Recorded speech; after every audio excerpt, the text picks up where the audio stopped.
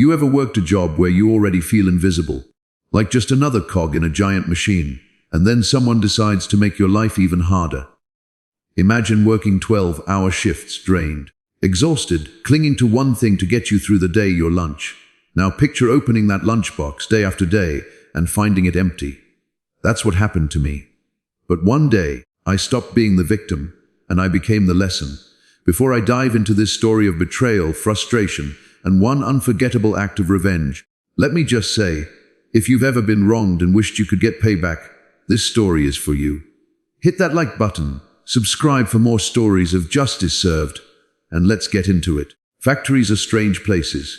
They're massive noisy beasts where thousands of moving parts churn, grind and scream all day long, and the people inside. Well, most of us were just as interchangeable as the machines we worked beside. I was one of those people, working grueling 12-hour shifts, 6 days a week, the kind of work that chewed you up and spat you out, leaving just enough energy to collapse into bed before doing it all over again. The factory itself was a revolving door of faces. You never really got to know anyone because they hired through 5 different temp agencies. That meant one week you'd see someone, and the next week they'd vanish. No goodbyes, no explanations. It made the place feel cold, disconnected, like no one was really there. But even in that chaos, there was one thing that kept me sane: my lunch. It sounds silly, doesn't it? But when you're burning through 12 hours of sweat, steel, and noise, that small break with a home-cooked meal feels like heaven.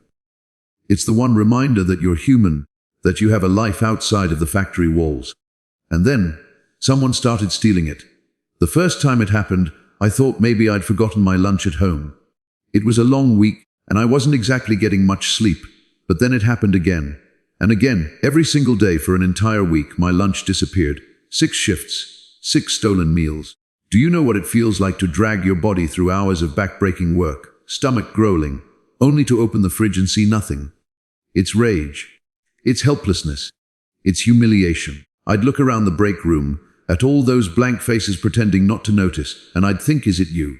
Or you? Everyone was a suspect. The factory was too big and too anonymous to point fingers, but my anger grew with each stolen lunch. I started obsessing. I'd go home, hungry and bitter, staring at the empty plate where my food should have been. Nights blurred into long, angry monologues in my head. Why me? Why can't they just leave me alone? Do I look weak to them? Am I some kind of joke? By the end of that week, I wasn't just angry. I was planning. And I'll tell you this: hungry men dream of food, but furious men dream of revenge. I wish I could tell you that I shrugged it off, that I let it go. But the truth is, when you're already worn down from 12-hour shifts and life feels like one long grind, little injustices hit harder. And this wasn't little anymore. 6 days in a row, 6 times my food had vanished. It wasn't an accident. It wasn't coincidence. Someone was targeting me, and it messed with my head. I started my mornings differently after that first week. Instead of waking up and groggily packing my lunch, I'd sit at the edge of my bed, staring at my kitchen counter, debating if it was even worth the effort. Why make anything if it's just going to get stolen? Some mornings, I even left the house without packing anything, just to spite myself. But by the time noon rolled around, my stomach gnawed at me, and the anger came back sharper than before. The break room turned into a battlefield in my mind. Every time I stepped in, I scanned the room.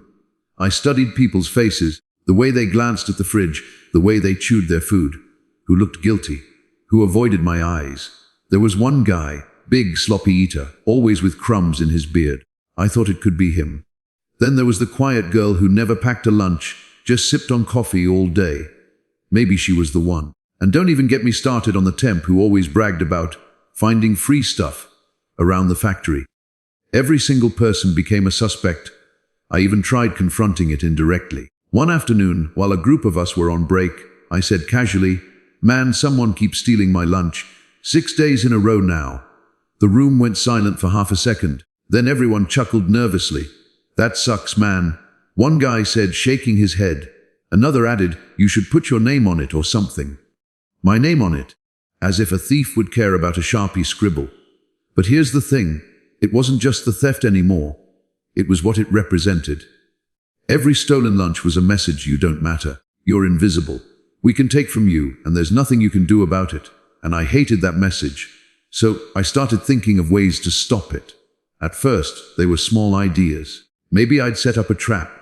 Maybe I'd lace the Tupperware with something gross, like dump a bottle of hot sauce inside or add some laxatives. But every idea felt either too weak or too extreme. What if I went too far? What if I got caught? What if the thief laughed it off and kept stealing from me anyway?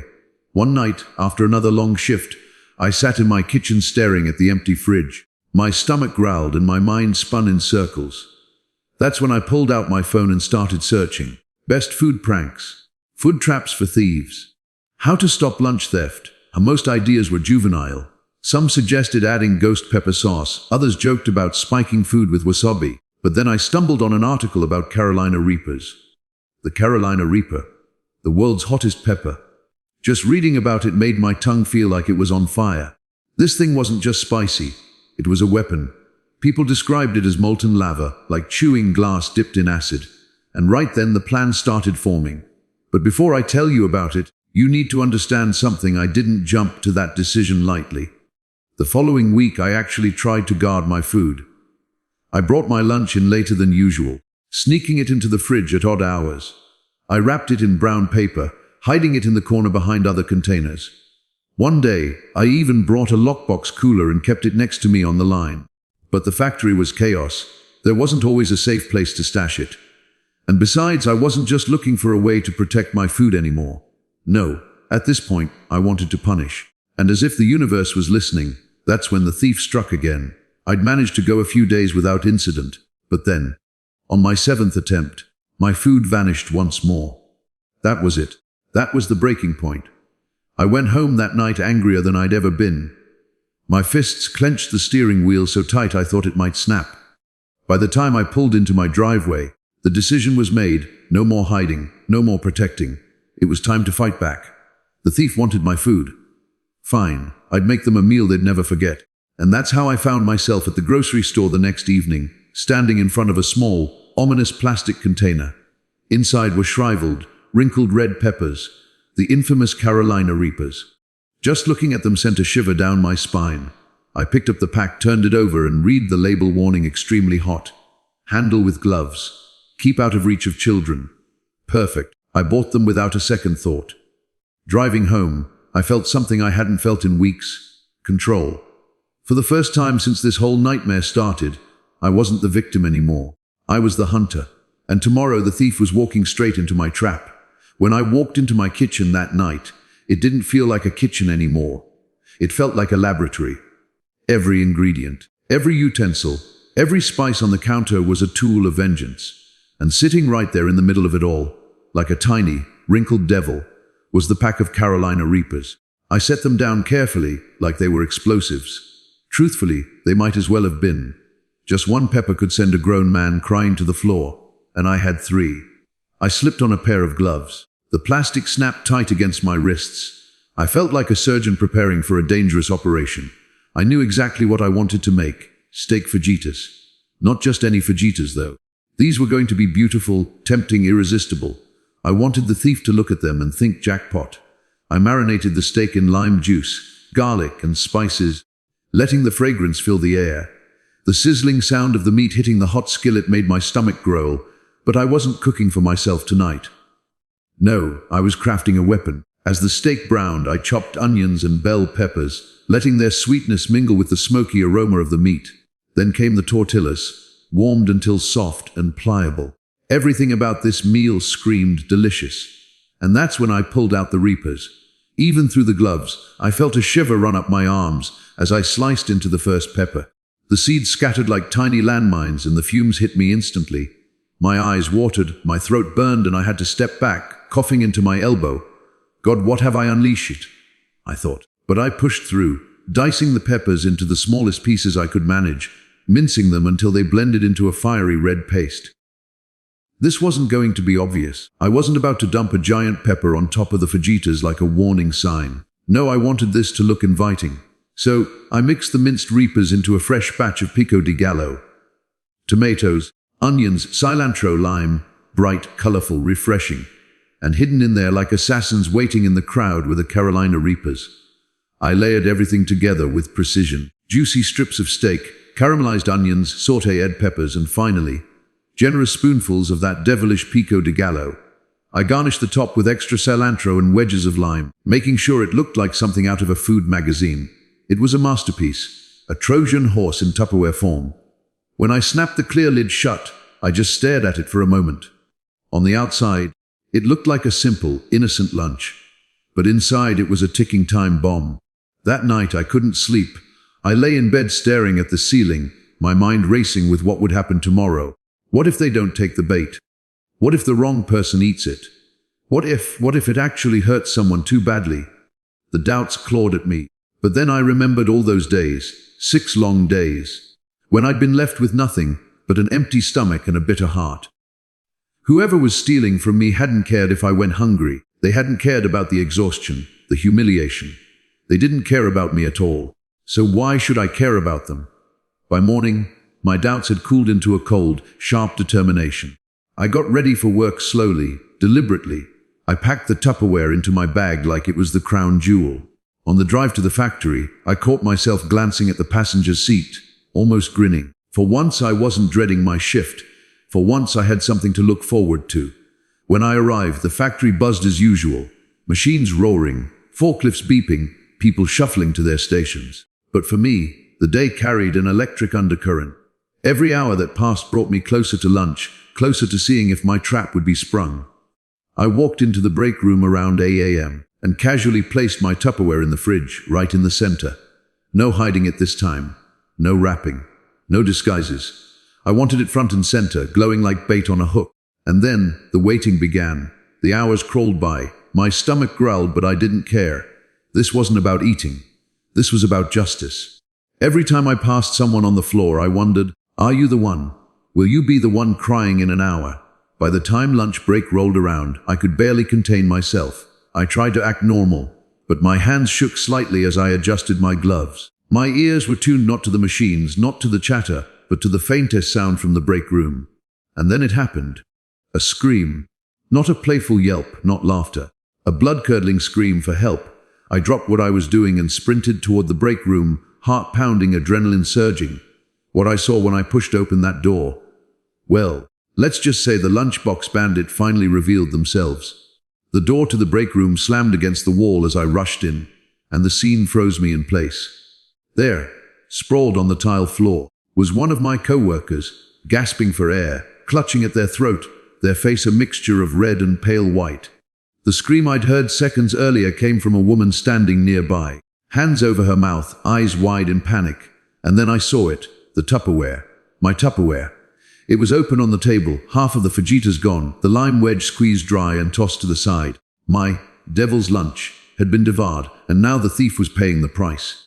He wasn't just sweating. He was drenched, his forehead slick, tears streaming down his face. His breath came in ragged gasps and his whole body trembled. Someone shouted, "He's having an asthma attack!" Call 911, chairs scraped, people scrambled. Someone grabbed their phone. Another grabbed water, though it was useless. The room was chaos, panic, shouting, confusion. And me, I stood there frozen. Inside, a storm of emotions crashed together, shock, guilt, vindication, triumph, fear. My heart pounded so loud I thought everyone could hear it. This was it, the moment I'd been waiting for. The thief was caught, exposed. No more guessing, no more suspects. The lunchbox bandit was lying right there on the floor, choking on the very thing they'd stolen from me. And as cruel as it sounds, it was satisfying. It wasn't the satisfaction of laughter or mockery. It was deeper than that. It was the satisfaction of knowing the balance had shifted. For weeks I'd been powerless, a victim. And now, in one fiery bite, justice had been served. The paramedics arrived quickly, rushing through the factory doors with their equipment. They knelt beside him, checking his breathing, administering oxygen, working with swift precision. The rest of us stood back, watching, murmuring, whispering. Do you know what happened? One of the medics asked the crowd. Nobody spoke. People glanced at each other, shaking their heads. Some shrugged. I stayed silent, my lips sealed. My heart pounded as if daring me to confess, but I didn't. I couldn't. This wasn't murder. This wasn't a crime. This was a thief finally facing the consequences of their own choices. The paramedics lifted him onto a stretcher and wheeled him out, the factory doors swinging shut behind them. Just like that, The chaos died down, and the break room returned to its eerie silence. Everyone avoided the open Tupperware on the table, as if it were cursed. And me, I walked over casually, snapped the lid shut, and carried it to the trash. Nobody said a word. Nobody asked why my food had been there. Nobody asked who it belonged to. It was as if, deep down, they all knew. The thief never came back. He vanished from the factory after that day. Whether he quit out of embarrassment or was forced to leave because of his health, I don't know. All I know is that my lunches stopped disappearing. No one stole from me again. Not once. And the best part, nobody ever found out. Not the supervisors, not HR, not the other workers. It was my secret, my private victory. I still think about that day sometimes. I think about the way he gasped for air, the panic in the room, the way everyone looked at each other, searching for answers. Do I feel guilty? Maybe a little.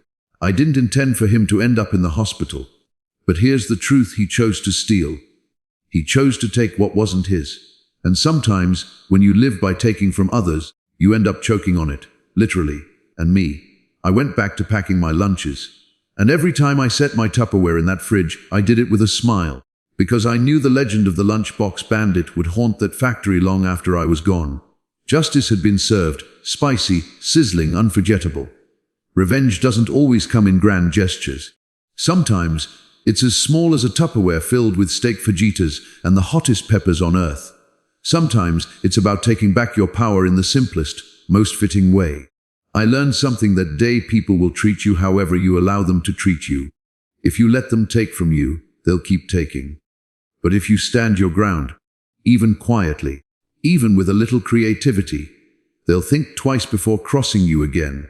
And maybe, just maybe, the thief who stole from me learned the same lesson. If you enjoyed this story of revenge served hot, make sure you smash that like button, subscribe for more tales of justice, and drop a comment below. What would you have done if someone kept stealing your lunch? Until next time, remember, sometimes karma just needs a little push.